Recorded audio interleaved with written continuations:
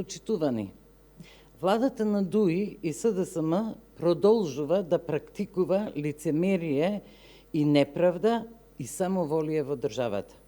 Ја информирам јавноста, но и МВР, а и владата, доколку не знае, а треба да знае, затоа што тие ја донеле одлуката дека на местото директор на Државниот просветен инспекторат е поставена личност која по закон не ги исполнува условите. Директорот на Државниот просветен инспекторат дипломирал на Универзитетот на Југоисточна Европа во Тетово се извинувам, на студиска програма Труд и социјална политика и магистрирал на тема Државниот инспекторат за администрација на Република Македонија. Од насловов на темава не може да се заклучи за истражувањето, но тоа е работа на менторот и рецензенската комисија. Ние зборуваме за друго. Во својата биографија, директорот на Државниот просветен инспекторат додал дека има работно искуство. И тоа, од 2012 до 2021 година во секретаријат за спроведување на рамковен договор. Од 2021 до 2023 година во служба за општи и заеднички работи на влада. И 2023 година тој е наименуван за директор на Државниот просветен инспекторат. Почитувани, членот 5, став 2 од Законот за просветна инспекција вели: за директор на Државниот просветен инспекторат може да биде именувано лице кој има високо образование, што има и најмалку 5 години педагошко работно искуство во воспитанието и образованието. Потенцирам, 5 години педагошко работно искуство во воспитание и образование.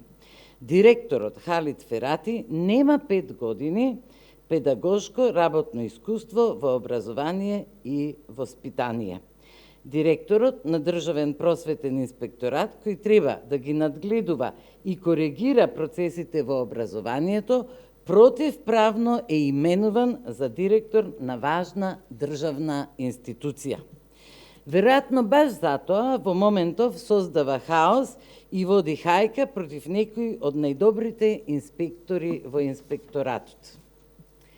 Поради се ова што го кажав, го повикувам МВР, а јавниот обвинител да постапи по закон и да поднесе кривична пријава за злоупотреба на службена должност по членот 353 од Кривичниот законник на цела влада, што одговара на член 5, став 1 од истиот закон, затоа што таа цела влада на Република Македонија го именува директорот кој не исполнува услови за да ја врши таа функција. Почитувани, владата останува глува на примедбите и препораките на нашите стратешки пријатели, а состојбата се менува на полошо. Таа е глува и за коментарите и апелите на опозицијата, но и на народот. Уште еден доказ за партизација и нелегално работење е објавата на Комисијата за образование и наука на СДСМ, во која се вели дека комисијата во месец јули и август е во постојана координација со МОН и БРО за подготовка на насоки и упатства за наставниците во основните училишта, со фокус на многобројните прашања од кои се издвојува концепцијата. Значи, МОН и БРО секојдневно се координирани од комисијата на СДСМ. Класична политизација на институциите. Дополнително, концепцијата има нерешени прашања. Така е и ние така тврдиме и постојано тврдевме. Сега, комисијата на СДСМ давала препораки, мислења и стручност, замислете стручност, за изнаоѓање на решенија и предлози за подобро организирање на наставата.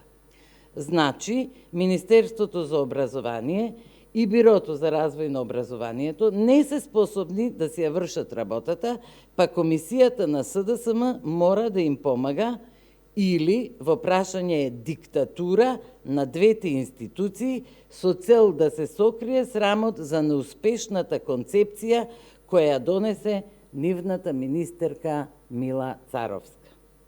Почитувани, владата секојдневно го засилува нелегалното работење и партизацијата на институциите со злоупотреба на моќ, при што врши булинг и терор на цел еден народ, што е многу и доста е.